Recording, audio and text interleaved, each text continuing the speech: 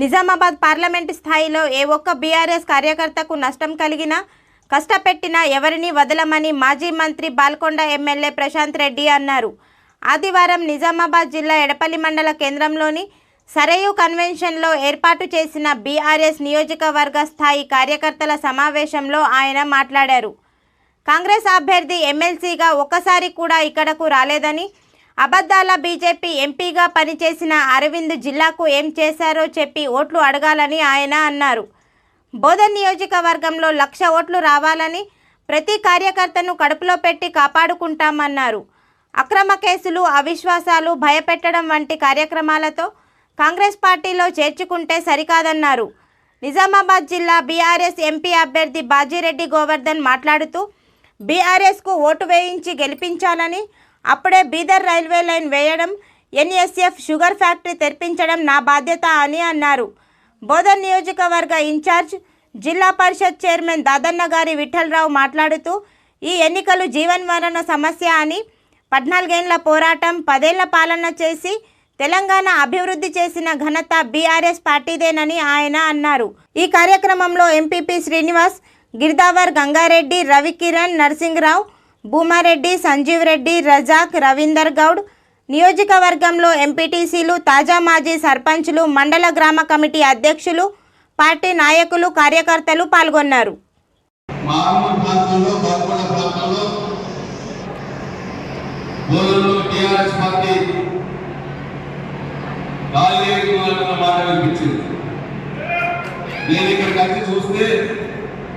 ఇంత పెద్ద ఎత్తున నాయకులు కలిసినట్టుగా చూడండి. బోధనలో టీఆర్ఎస్ పార్టీ ఖాళీగా లేకపోతే గట్టిగా ఉన్నదా?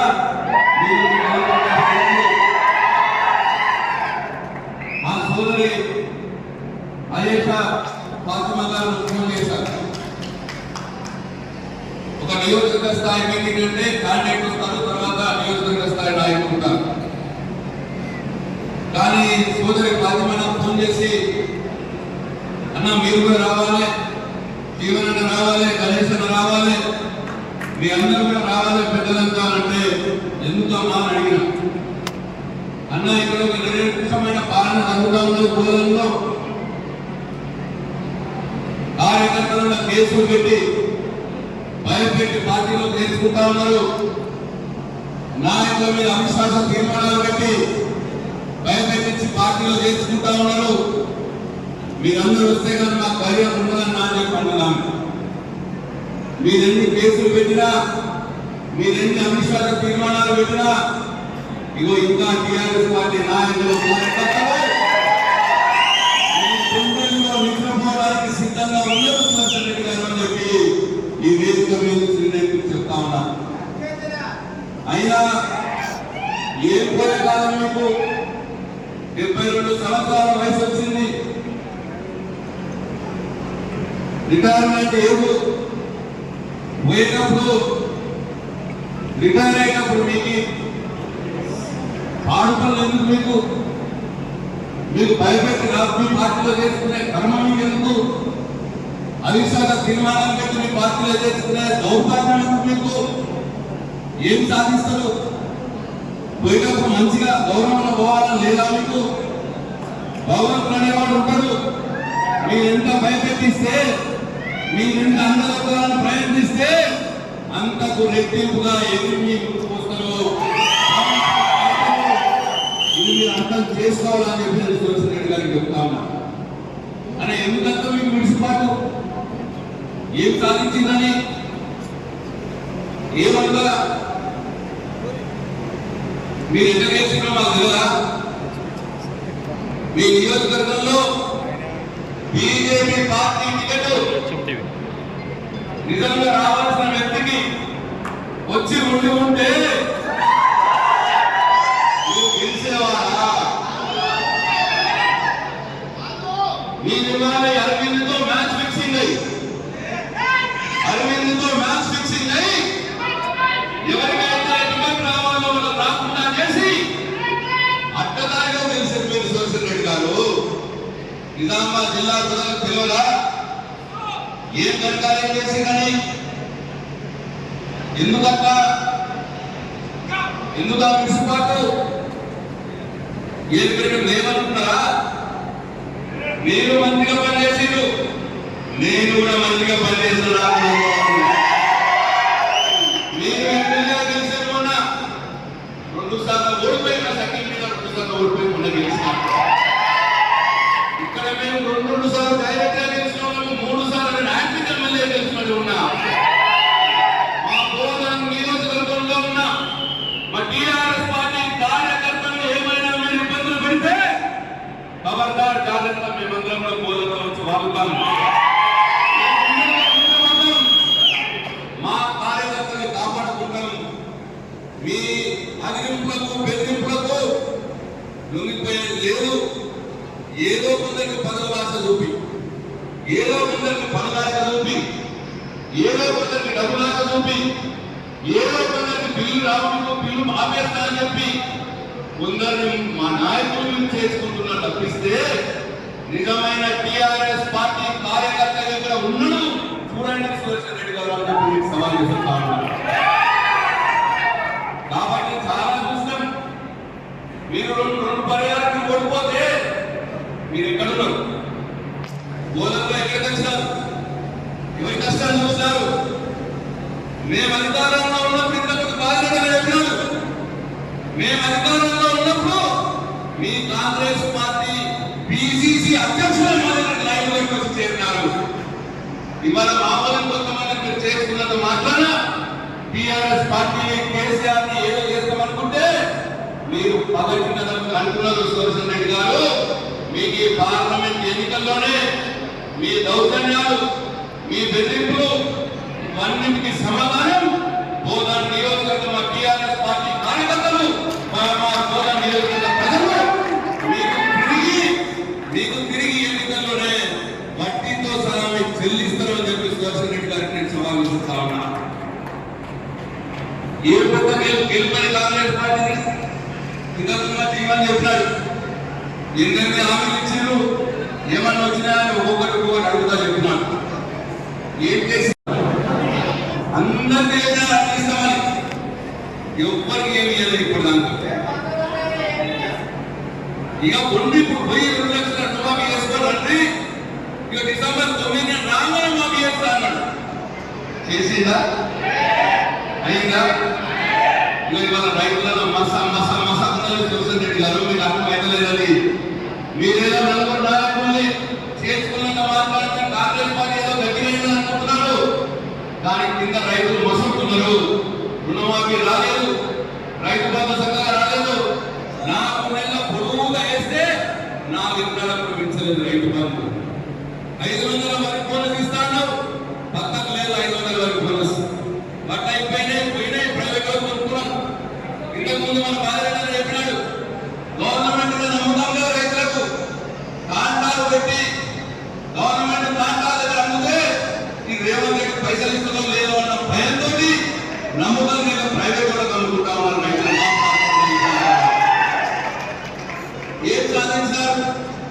బడ్జెట్ వచ్చినాయి, పోయినాయి. 500 వరకు బోనస్ లేడీస్ చెప్పిన మహిళలకి మా పెద్దమ్మకి చెప్పిన పెద్దమ్మ ఇప్పుడు ఎంత వస్తుందో పెన్షన్ 2000 కదా. ఇక నేను రాగానే వచ్చిన 4000 ఇస్తాను. ఇవాళ ఆయా కానీ చాలా ఇవాళ మహిళలు కూడా हमारे मुसलमान भाई बहनों को मेरा आदाब. ఇవాళ మహిళలు కూడా ఇవాళ కింద మసమస మీద గోపాల్ ఇంట్లో పీకెళ్ళ చెప్పింది చెప్పకుండా అన్ని చెప్పిండు. ఇవాళ వచ్చి ఒక్కరు కూడా ఇస్తలేడు. 4000 పెన్షన్ అని 2500 ప్రతి ఆడవాళ్ళకి ఇస్తానే. ఇంకా ఒక్కటి కాదు, పెళ్లి చేసుకుంటే 1,00,000 రూపాయల చెక్ అవుతుంది కదా కేసీఆర్ది. నేను రామన్న నెల వచ్చే నెలలే 1,00,000తో పాటు కులం బంగారం ఇస్తా అని చెప్పాను. కులం బంగారం మనకు వచ్చిందా? ఏది లేదు. వాళ్ళ ఆడవాళ్ళ కింద మసమసం ఉన్నది. ఇంకా చెప్పింది చెప్పినట్టు అన్ని చెప్పి అబద్ధాలు హామీ ఇచ్చి ఓట్లు కలుపుకొని మన గద్దెరెక్కి రేవంత్ రెడ్డి గారు మన గెలిచిన సురేష్ రెడ్డి గారు మీరేమి బలంతో గెలవలే. ఆ కొద్దిపాటి మెజార్టీ కూడా మీకు వచ్చింది. ఆ 1.8% తేడా టిఆర్ఎస్ పార్టీకి కాంగ్రెస్ పార్టీకి ఉన్న తేడా. ఆ తేడా కూడా ఈ అబద్ధ హామీలు ఇచ్చి ప్రజల్ని మోసం చేసి ఓటు వేయించుకుంటేనే మీకు అంత మార్పు ఓట్లు వచ్చినాయి. ఇవాళ అవన్నీ కూడా రివర్స్ అవుతున్నాయి, మొత్తం రివర్స్ అవుతున్నాయి. ఇవాళ బాలరెడ్డి గారు అంటే ఇవాళ జిల్లాలోనే ఒక పేరున్న వ్యక్తి, ప్రజల మధ్యలోనే ఉంటాడు, గెలిచినా ఓడినా ప్రజల కష్ట సుఖాలు తెలుసుకుంటాడు. ఇంకేం పని లేదండి, వ్యాపారాలు లేవు, ఇంకేం చేయడు, ప్రజాతంత్రంలోనే ఉంటాడు.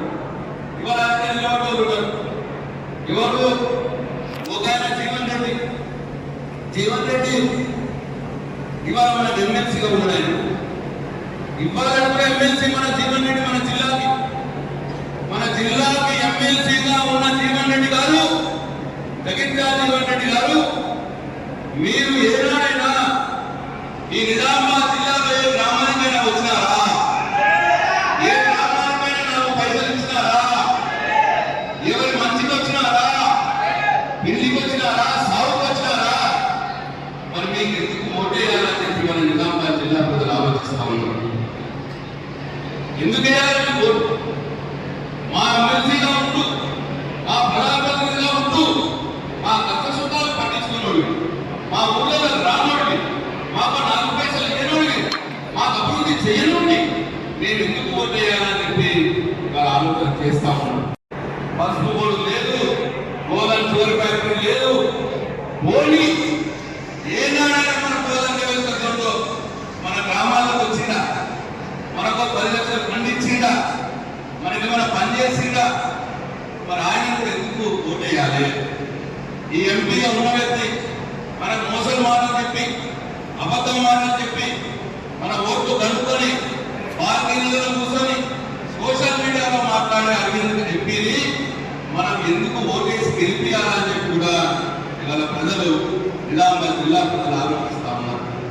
అందుకే ఇవాళ ప్రజల మధ్యలో ఉన్న వ్యక్తి, 20 సంవత్సరాల ఎమ్మెల్యేగా ఉన్న వ్యక్తి, ఎక్కడికి పోయినా గెలిచి వచ్చినటువంటి వ్యక్తి, మన బిడ్డ, రైతు బిడ్డ బాజిరెడ్డి గారిని గెలిపించుకోవాలన్న మాట ఇవాళ మొత్తం నిజామాబాద్ జిల్లా మొత్తం కూడా వినిపిస్తా ఉన్నది. బాజిరెడ్డి గారు గెలుపు మనకు అవసరం. ఎందుకంటే సుదర్శన్ రెడ్డి గారి దౌర్జన్యాలు ఎదుర్కోవడానికి మనం ఈ బోధన నియోజకవర్గ కార్యకర్తలకు అండగా ఉండడానికి మనకి ఈరోజు ఎమ్మెల్యే లేదు కాబట్టి మనం ఎంపీగా గెలిపించుకుంటే మన బాజిరెడ్డి గారు అండగా ఉంటారు. మేము నన్ను వచ్చి మీకు అండగా ఉంటాము అని చెప్పి మీకు పనులు చేస్తా ఉన్నాం. కాబట్టి ఇవన్నీ ఉన్నాయి. ఇవాళ ప్రజల్లో మార్పు వచ్చింది. వాళ్ళందరూ మార్పు వేస్తాం ప్రభుత్వంలో ఉన్నారు, ఏమీ లేదు మార్పు. ప్రభుత్వంలో మార్పు ఏమొచ్చిందంటే మా జీవన్ రెడ్డి అన్నాడు, ఇప్పుడు ప్రభుత్వంలో మార్పు, మళ్ళా కరెంట్ పోతున్నది, మళ్ళా మోటార్లు లాగిపోతున్నాయి. ఇగో ఈ మార్పులు తప్ప ఏ మార్పు రాలేదు. కాబట్టి ఇవాళ ప్రజల్లో మార్పు గమనిస్తా ఉన్నాం. ఇవాళ కాంగ్రెస్ పార్టీకి ఓటేయొద్దని నిర్ణయించుకున్నారు. ఆ ఓటుని మనం టీఆర్ఎస్ పార్టీకి వేయించుకోవాలి. ఇవాళ అరవింద్ చేసిన మోసాన్ని మనం చెప్పాలి, రేవంత్ రెడ్డి గారు చేసిన మోసాన్ని మనం చెప్పాలి. ఇవాళ రేవంత్ రెడ్డి గారు ఇచ్చినటువంటి హామీని వీడియో రూపంలో మీ అందరికీ కూడా పంపిస్తాం. ఆ వీడియోలను చూపించండి ప్రజలకు. ఇవాళ మనం చేసేది ఇంటి చెప్పినా మరి ఇచ్చిందా? మనకి లేడీస్ కలిస్తే లేడీస్ సంబంధించిన వీడియోస్ ఉంటాయి, హామీలు, రైతులకు సంబంధించిన వీడియోస్ ఉంటాయి, హామీలు. అది చూపించండి దయచేసి, మీ అందరికీ మేము పంపిస్తాం. అవి ఒకటి చూపిస్తా, ఒక ఎగ్జాంపుల్ చూపిస్తా. మీ అందరికి కూడా సోషల్